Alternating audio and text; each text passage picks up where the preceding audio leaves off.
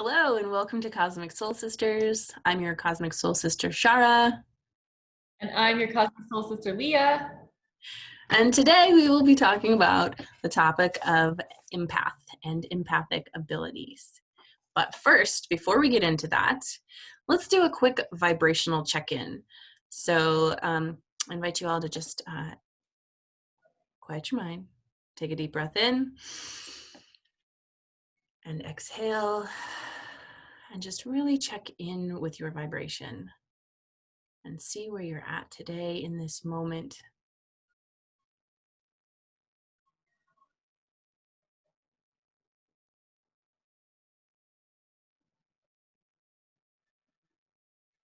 And just know that changing your vibration is only a breath away, and that we have the ability to lower or raise our vibrations. So Leah, I'm curious, quick check-in, where are you at today on your vibration scale? I feel pretty good, actually. It's been a decent week. I've spent a lot of time meditating. And something that I have been practicing this week a little bit is instead of the few times that I might have been on social media, instead of doing that, I made a commitment to myself that I'd meditate instead. Ooh, I So love that. even if it was only 5 or 10 minutes, if it was my tendency, like, oh, I have a few minutes, the dinner's in the oven, I still have 10 minutes before it's ready. I usually would have sat down and just scrolled through Facebook or whatever, but I actually sat down and meditated instead. And it was just 10 minutes, but it was nice. And I think it was a net positive for my week. That's awesome. Love that. I think that's something that I need to adopt in my life. The eliminating the constant scroll. Yeah, it's so tempting, but I don't feel like I missed anything. Right. My problem is I'll go on there for a certain thing. Like I want to look up this one thing that I saw, this talk, and I'll get on there and I'll scroll. And like 5 minutes later, I'm like, why am I here? And I don't remember. Oh no, I lost 5 minutes of my life. Yeah, exactly. How about you? How's your vibration? I'm feeling pretty good. I did a lot of meditating this week too. I'm doing a 5-day meditation challenge with one of my yoga teachers. And so that's been really fun to hop on every morning and do that and have somebody helping me be accountable to do that. I've had some actual connections with my guides, which has been really awesome. And yes, I'm feeling good. And I always love talking to you, so that raises my vibe, just talking with you. Do you want to share? Would you feel like sharing the experiences with your guides? I know it's Oh, not on our plan. sure. So I have not in the past, I have not felt that I was able to connect with my guides or that they are there. And just this week, I was doing a meditation, and in the meditation, we focused on the right side of our brain and then brought our awareness to the left side of the brain and then brought our awareness to the center, the corpus callosum, the center of the brain. And I was able to actually, when I was doing that exercise, feel kind of a pressure, just a light pressure on the left side of my skull and like eye area here. And I was like, oh, this is weird. And so then the next day I did that same meditation, and then I said, okay, well, maybe there's something here. And then I was like, maybe that's my guide. I don't know. And so I said, if you're my guide, can you please move over to the right side so that I can feel you? And I started feeling a pressure on the right side. And so that was really interesting. I was like, wait a minute, no, that's totally in my head.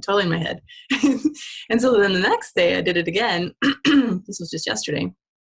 And I asked again, and again it moved. And then I said, okay, can you move to the back of my head so that I know that you're there? And I felt the pressure in the back of my head. So that was like a win for me. That was super exciting. And yeah. Very exciting. Love it. Yeah. So anyways, back to our talk. Enough about me. What does it mean to be empathic? So I know we want to talk about how to manage and develop our empathic skills today. But before we get into that, I'm curious, Leah, If someone stopped you on the street and said, Mhm. what is an empath or what is it like to be empathic? What would you tell them? How would you describe it to a child? I honestly believe that everyone it has empathic abilities to some degree.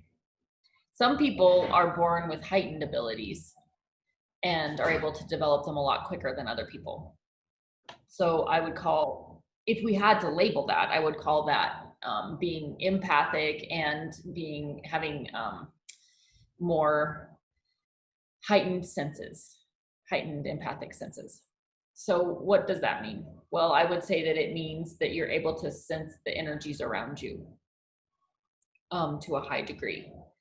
So it could be energies from someone. If you're around someone that's maybe really sad or maybe they're anxious and you leave interacting with them and all of a sudden you're sad or anxious, I would describe that as kind of absorbing their energies and feeling their energies and it kind of changing your own vibrational field a little bit. It can also be collective energies. So, say something really crazy happens on the planet, you might be having a great day, but all of a sudden you feel not good. And it's because of the collective amount of probably changes in their own vibrational frequencies that you're picking up on. So it could be on an individual level or it could be on a collective level. I don't know. For me, there was one example that I like to share. I was having a fantastic day, and then all of a sudden, I just felt this like overwhelming sense of sadness, and there was no reason. I think I was in the middle of a workout. Overwhelming sense of sadness. Like I started crying, and I had no reason to be crying. And then someone actually came into the room and said, "Oh, did you see this? Notre Dame's on fire." Oh, wow. Yeah, trippy, right? Yeah. So I think that that was such a traumatic event for the whole planet, for everyone on the planet, that I felt that. I felt everyone else's grief before I even knew that it was there. Wow. So That's yeah, that was. so powerful. But for the most part, it's just being in the presence of someone else's emotions and then bringing them into yourself or absorbing them without realizing it. And taking them on as your own. Mhm. Hmm. So how did you know, I guess, how did you know that you had this ability to pick up on other people's frequencies and vibrations, and how did you know you were an empath? When you first figure it out. I think, well, talking to you one the day, I think we chatted about this before when I started having these past life recollections. And then I talked to you about it and said, "Do you think this is a possibility? Why am I remembering all these things that I've never actually done before in this current life? Do you believe in past lives?" And you said to contact MA, who is the empathic university teacher, I guess. She's amazing. I love her. I know, I love her too. But I applied for that university and I remember thinking, I don't know if she'll accept me because I don't know if I'm an empath. You know, I was really worried about it. I remember that. Didn't you apply like, I don't know, less than 10 hours before the course started or something? I did. It was totally serendipitous because I think she does her courses, that long course, once a year. And it was the day that I was talking to you that it started. So completely meant to be. I think that it wasn't until I enrolled in that course and realized that all the symptoms that she was talking about, and I say symptoms, but it's just like the signs of having heightened abilities that I had experienced my whole life without realizing. So then we started working on exercises to really determine the instances where we're picking up other people's energy. And I remember, again, it was at the gym. I don't know why all my stories are about the gym. Because you love the gym. Having a great day, walking back to lift some weights, and then all of a sudden I was so angry and resentful, and I couldn't understand why. And then I looked over and realized that the guy next to me, I kind of knew a little bit about what was going on in his life, and I realized that I was pulling from him. So that was a big instance where I was like, whoa. I really am empathic. I really do have heightened abilities. Do you think everyone So has these from that point, it abilities? was just kind of, yes, I think they do. I just think that they're either subverted or suppressed, or they're not as developed as other people's are. That's my opinion. I don't know. What do you think? I think that yes. I think, like, for me, for example, I've always had a difficult time in crowds. Like, it's just super overwhelming for me to be in crowds, or has been in the past before I learned how to manage it. And I always had been told and thought that it was because I'm introverted or because I'm shy. And so I just kind of filed that away as, that's who I am. I'm shy or whatever. But I really think that's I'm empathic. That's why I was having those feelings when I'm around a bunch of people. So, anyways, back to your story, back to your question. I think that everyone has these abilities, especially when they're kids. I know that my son definitely, he's 4, and I know that he feels things. Mm-hmm. Absolutely. Do you think dogs do?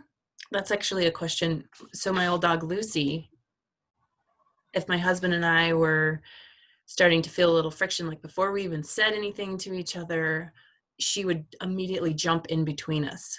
And she Oh. knew, and then she would, like, we would start petting her because she's in between us and she was so soft and sweet. And then, our discord never would erupt because she was in between us. But I don't know, do you think animals have this as well?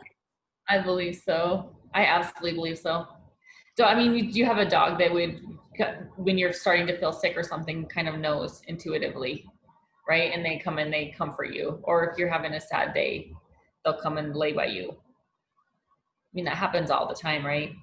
Mm-hmm. So I do think that they are. How did you first realize that you were? I think it was also through Amy. I had heard about her from a friend, and I did a reading with her, and this was before you and I had talked. And she basically said, when I was on the phone, she's like, "Hey, you're empathic," and I was like, "What? I can't be." Right? It just sounds so woo-woo. And but she went through the list, and I started noticing that, yeah, this affects me and this affects me. And when so and so walks in the room, I feel it, like I can't breathe because their energy is so big. And I realized that I don't like horror movies because they literally scared me like it's happening to me. And same thing with sad movies. It's really hard for me to watch sad movies or to watch people cry because I feel like whatever happened to them is happening to me sometimes, and it just really affects me. So yeah, it's all interesting. You want to play that game so that our viewers can? Oh yeah, let's play a game. Okay. So the name of this game is called You Might Be an Empath If. So I don't really know how this is gonna work, but okay, Leah, you might be an empath if. If you feel super overwhelmed in crowded spaces.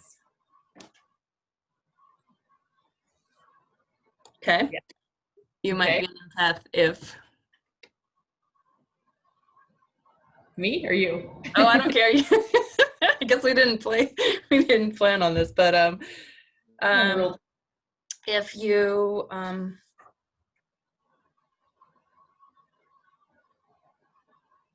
an over yeser, like you say yes to everything all the time. Yes. Side note to that, a lot of times empaths will say yes, not to they think they're saying yes because they're making that person happy, but it's really kind of a backdoor way of making themselves happy. So like, I'm going to say yes to you because I know if I say no, you're going to be sad and I'm going to pick up on that sadness. And I don't want that. So I'm just going to say yes, even though I don't really want to, so that you're happy, so that I feel happy. It's kind of a strange backdoor thing, but it's very common in my experience with empaths. That makes complete sense. And it's a step beyond being the peacekeeper.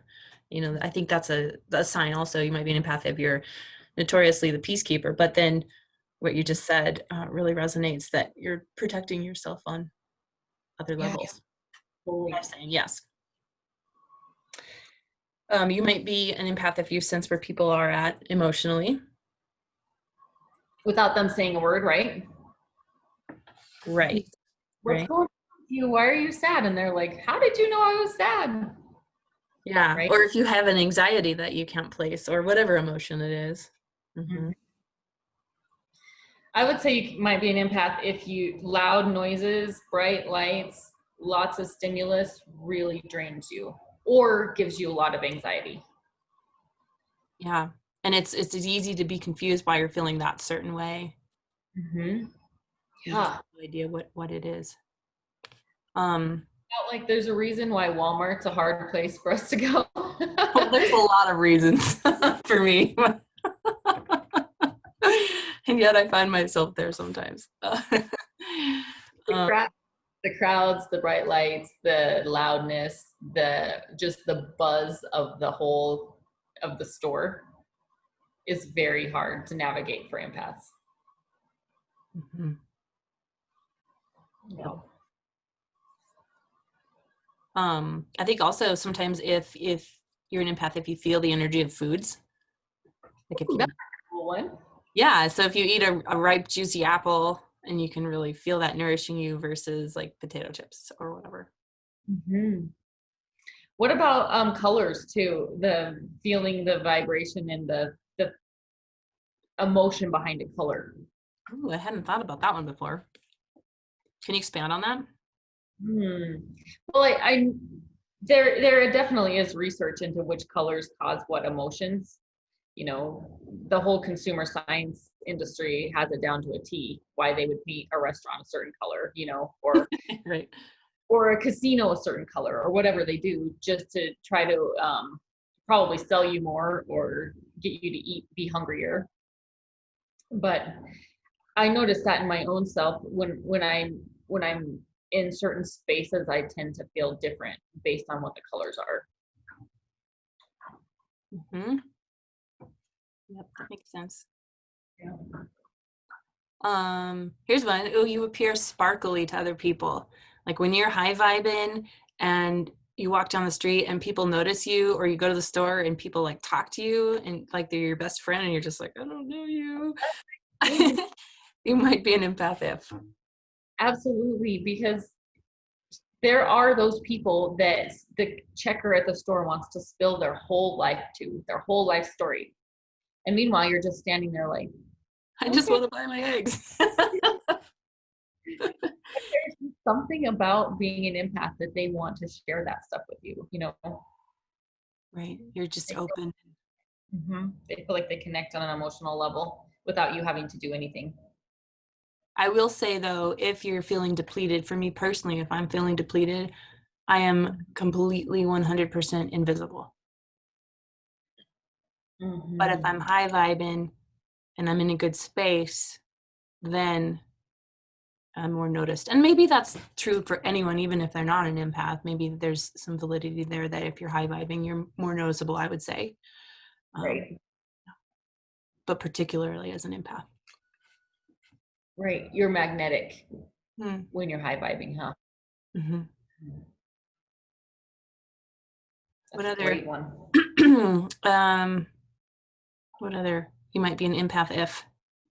I feel the energy of a room, definitely. So like even after someone's been in there, I can walk in a room and be like, wow, someone was angry in here.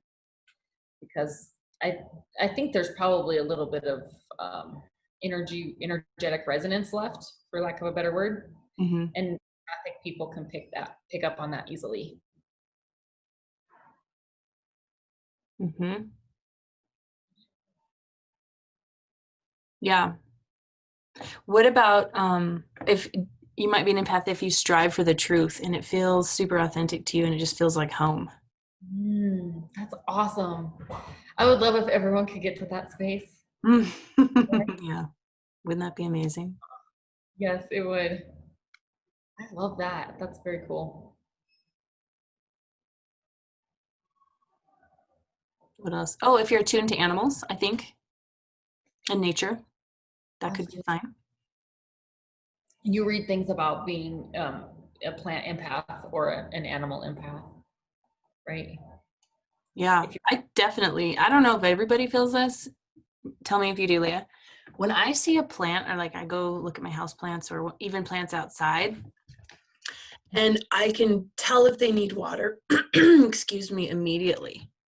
And I'm a horticulturist. Like, that's my degree. My background is in horticulture. So part of me is like, oh, you're just, relying on your horticultural knowledge. And then part of me is like, no, like, that plant is like in need of water because they look different. They're not as shiny.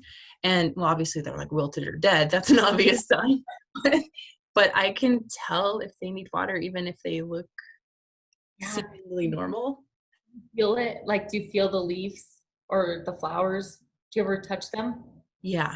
Yeah. But I also can see that, like, a regular plant, I always tell my son this, and he loves it too. A regular plant, when it's has the water and everything it needs, is like this. And then when it's not, it just like has a little bit of a droop to it. Yeah. I don't think everyone notices that. I really don't think that that's like I think that is a unique quality, you know? I think that you could label that as a plant empath. And a plant nerd. Yeah. You're great I too. definitely fall in that category. I think you and I both do. Absolutely. You can tell. Do they need sun? Do they want to be moved to a different spot? Is it too windy or is it too, you know? Mm-hmm. Do they just need me to talk to them and pay attention to them? Mm-hmm. We chatted about this last time too, but that actually does work. If you talk nice to your plants, they'll grow for you. Yeah. I've also played with, this is going on a tangent, but I played with giving Reiki to my plants just as a way to practice Reiki. And it's amazing the difference that it has on the plants. So anyways, do we have any more? You might be an empath if. Have we covered? I'm sure there's more.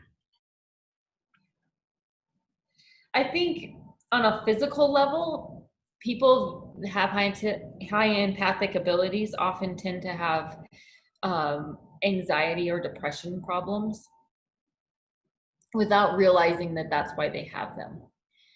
You know, oftentimes their abilities just manifest on a physical level because they don't know how to clear the energy or protect themselves, or they're just not recognizing where all that is coming from, and they end up thinking that they are depressed or thinking that they have anxiety issues. So I hate to say, but I have noticed a lot of empathic people end up with drug or alcohol addiction problems. Yeah, I was just going to say addictive personalities because maybe they're trying to numb their superpower. Maybe they're trying to, they don't know how to deal with it. Yeah, just a method of escaping from something that not being able to feel their authentic self, I guess. Mm-hmm. So I would say it's important for people to recognize that being an empath can be a gift and not just a curse. Because it seems like, you know, Walmart's hard to go to, and I can't be around her when she's sad, and I don't know who I am inside. All these things sound pretty rough and can be rough if you don't know how to take care of them and yourself. So once you're able to do that, then being an empath is a massive gift. Yeah. Do you have any, just off the cuff, do you have any practices or ways that you like to manage this gift? Yeah, a huge one's energy clearing. Huge. And setting a protective bubble or a protective shield around yourself, which you can do every day if you want, or you can do when you feel like you need it. If you're going into a really loud Christmas party that you know you're going to be around a lot of people, it might be a good time to set a bubble up around yourself. No, do you want to practice doing one right now? Yes, please. Let's do it. Okay, so again, anyone's welcome to participate if they'd like to. It's very simple to do and it takes just a few seconds. What you'll do is you will close your eyes and take a big breath in and release. And either out loud or in your mind's eye, simply say, I'm releasing any energies that do not belong to me. And you feel them fall away. And then take another big breath in and release. And then say, either out loud or in your mind's eye, I am asking all of my own energies to return to me.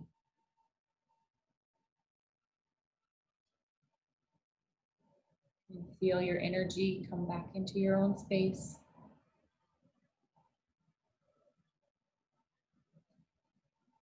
And now imagine an anchor dropping from your sits bones down to the earth's core. And imagine your crown chakra open, connected to higher guidance. And open up your heart chakra. Imagine your heart chakra open and emitting the strongest, brightest light. And it can be any color of your choosing.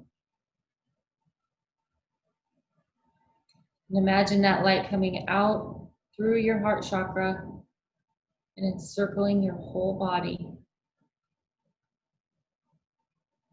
placing you in a bubble or a protective balloon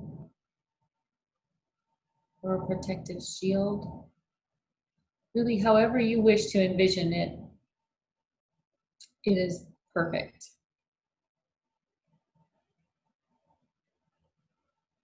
And now feel yourself inside your protective cocoon. Feel your own energy.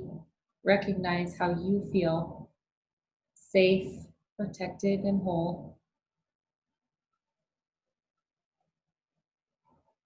Shielded from outside energies.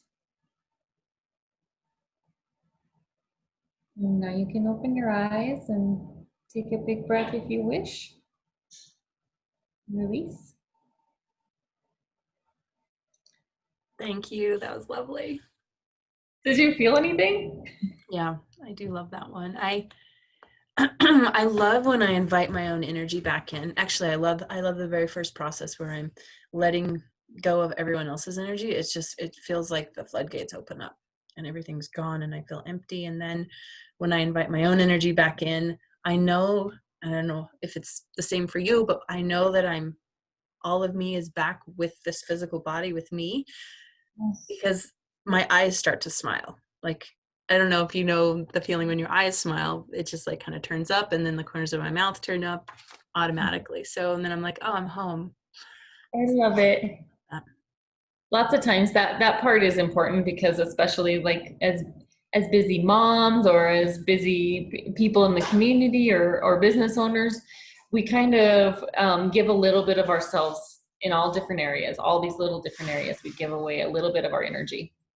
And so if we make it a regular practice to call all that energy back into us, it reminds us what it's like to feel whole, to feel ourselves. Mm-hmm. This is a great practice that anyone can do throughout their day. You can go to the bathroom when you're at work and do a quick reset like that throughout the day. And then it gets quicker with time, wouldn't you say, Leah, where you can literally just put up your shield. Yes, and it's like instant so that you don't even have to think twice about doing it. It's just a natural thing that you do. So I do have a You're starting question to for fill you, up. not to interrupt. Yes. No. I've shared this with some friends in the past, and they've been concerned that putting up this protective shield is not going to allow love and light to them, and that they're not going to be able to interact with their loved ones if they have the shield up. What are your thoughts around that? I remember, that's so funny you asked, because I had that same worry. Like I was so worried about putting that bubble up because I didn't want to lose my connection. I didn't want to lose the part of being an empath that's a gift, right? Which we could go over that too. The things that what can you do with that superpower? But it hasn't been my experience at all. In fact, I feel more powerful with my gift because I'm whole in my own self and I'm not holding on to anyone else's energy. So I'm more effective with my empathic abilities, if that makes any sense. Mm-hmm. Have you noticed that same thing? I haven't noticed that in particular, but I do know that I feel that I can make my shield wider if I'm going into a big room full of people, or if I'm just going to bed and sleeping next to my husband or whatever, I can make it smaller. Not that I'm protecting myself from him, it's just I do that before bed sometimes, just for dream state, you know. Absolutely. For good dreams. Mm-hmm. One thing that I've also wanted to note with that bubbling and that clearing, you can definitely form that shield and feel it with most people, but you might have a problem having a boundary from your kids. So from any parents out there, you might notice, especially mamas, and I think it has something to do with that we gave birth to them, that they are actually are part of us. They were inside our own energy field for so long that the boundary there, it just can't, for me anyway, and for a lot of people I've talked to, isn't as strong as say, putting up my boundary because I'm going to go to Walmart. Right. So it could be something you notice that you're not able to to shield yourself from your kids. Do you have any tips for that? Because I know I love my son. Obviously, he is the most important thing in my life. And also, he's 4 and he has temper tantrums sometimes. And I find myself getting caught up in it, like beyond just the mom trying to calm your child. I feel I take it on as mine. And I don't know if there's any thoughts around that. Just clearing, just being aware of it and clearing would be my advice in that situation. Because you can take, even though you take it on, if you recognize it right away, you can still clear it out. Right. If you're able to have a bubble from your kids. Can you put a bubble around multiple people? Like, can you shield and put your child in the bubble with you? I have done that before. I have absolutely done that before. I think it's a fun thing to play around with because everyone's different. So it's worth trying to see how it works for you. Yeah. It's all about play. It absolutely is. Well, can we talk about, I guess, self-cares and things to do beyond clearing? Are there other things that you would recommend for empaths? That are good for empaths. Yeah, absolutely. It's definitely important to recognize self-care. Taking a bath is a big one for an empath, especially if you can do a salt bath. That's really good for clearing your energy fields. Very beneficial for an empath. Interesting. I didn't know that. That's cool. Yeah, huge. Alone time might be more important for an empath than others. And that's just setting aside some time in your day that you can be alone and be in your own space, because it kind of just recharges your batteries. What else would I say? Being aware of the frequencies that you're around. So maybe trying to limit drama, trying to limit negativity, or people that might be resonating or vibrating on a lower frequency could impact you more so than other people. So you might need to limit your time or maybe set some boundaries with them. It goes with media, right? Totally. Media, we already talked about scary movies, but that's a big one because that can actually absolutely impact your energetic fields. Gossiping, being around people that gossip, even if you're not participating yourself. That is a big one that I noticed. That brings me down quite a bit.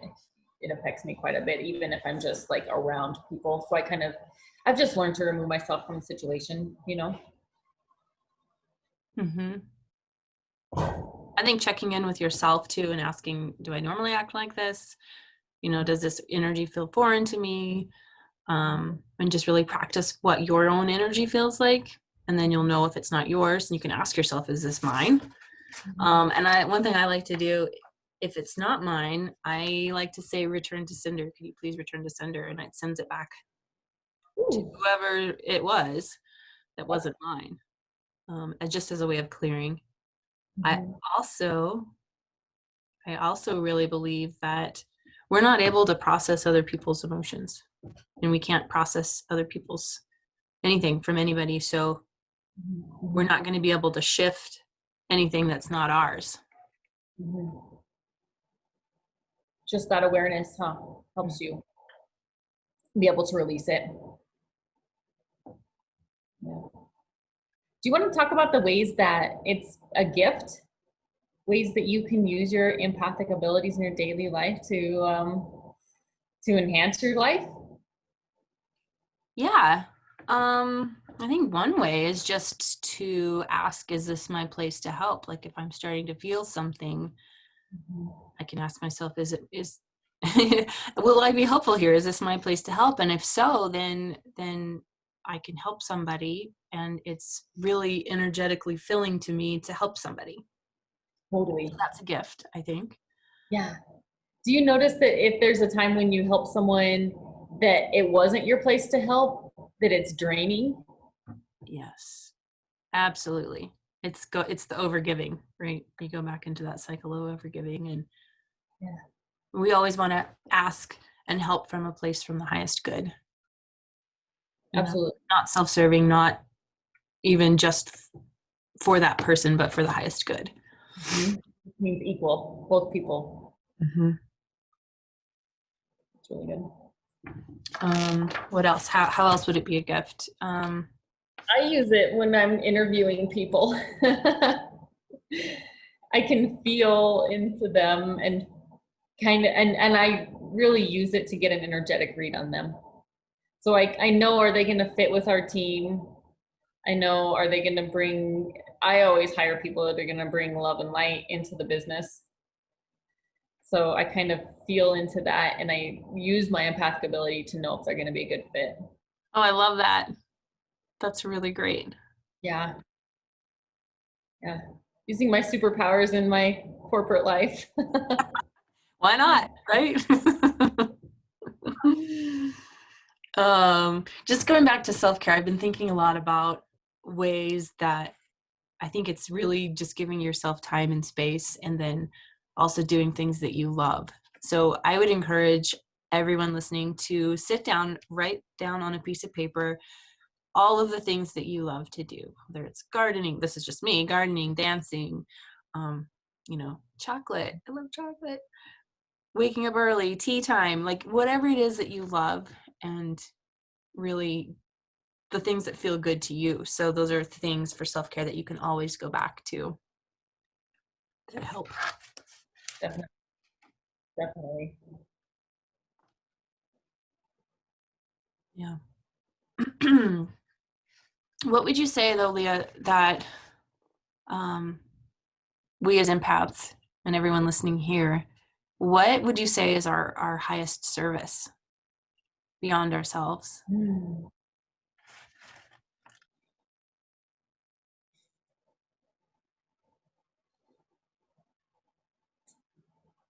I think that it is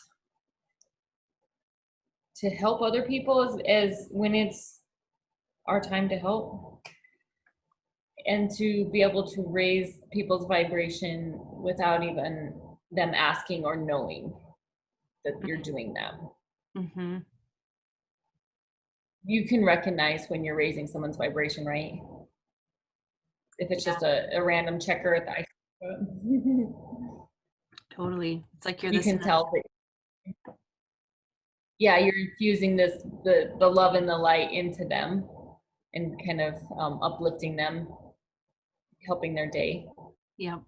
It's almost like you're this energetic ladder, and that can even come in the form of like encouragement, like, you got this, girl, you can do this, whatever it is. And then they raise their vibration and then it ripples out into the world. So I think for me, I think our greatest ability is or our highest service is to be vibration setters, right? Just by being ourselves and sharing the goodness. Yeah, agreed. That's why we're here.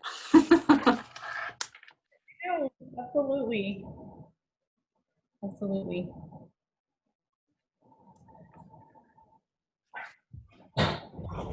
Well, do you feel complete? Do We're you have wrapping stuff anything else up. to add? I feel really good about it. So we got a lot in. Great. Well, as we come to a close on this session, if anyone has questions, please drop them in the comments and we would love to get back to you if you have any questions at all. And we are sending love and light to you today. Until next time. Bye, everybody. Bye.